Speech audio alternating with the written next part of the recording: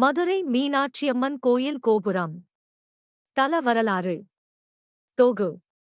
விருத்திராசுரனைக் கொன்றமையால் இந்திரனுக்கு ஏற்பட்ட பிரம்மகத்தி தோஷம் நீங்க கடம்பவரத்தில் இருந்த இந்தச் சிவலிங்கத்தை பூசித்து தனது தோஷத்தைப் போக்கிக் கொண்டதாகவும் ஒரு வரலாறு கூறுகிறது. முதலில் கடம்பவனக் காட்டில் சுயம்பு லிங்கத்தைக் கண்டறிந்து முதலில் இந்தக் கோவிலையும் பின் மதுரை நகரத்தையும் குலசேகர பாண்டிய மன்னன் நிர்மாணித்ததாக வரலாறு என்கிறார்கள் சிலர். கடம்பவனமாக இருந்த காட்டை அழித்து அழகிய நகரமாக்கும்படி பாண்டிய நாட்டை ஆட்சி புரிந்து வந்த குலசேகர பாண்டியனின் கனவில் சிவபெருமான் தோன்றிக் கூறியதால் அம்மன்னன் கடம்பவனக் காட்டை அழித்து மதுரை எனும் அழகிய நகரத்தை உருவாக்கினான். சிவபெருமான் தன் சடையிலுள்ள சந்திரனின் அமுதத்தைச் சிந்தி புதிய நகருக்கு ஆசி வழங்கினார் என்று வரலாறு கூறுகிறது.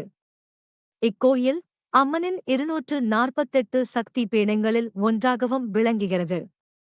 சாத்தப்பர் இத்தலத்தில் சிவபெருமான் அன்றைய மதுரையின் மன்னரான மலைத்துவச பாண்டியனிடம் பெட்டுக்கு மண் சுமந்து பிரம்படிப்பட்டதால், அதாவது பிரம்பால் சிவபெருமானை சாத்தியதால் இத்தல இறைவனுக்கு சாத்தப்பர் என்ற திருப்பெயரும் உள்ளது.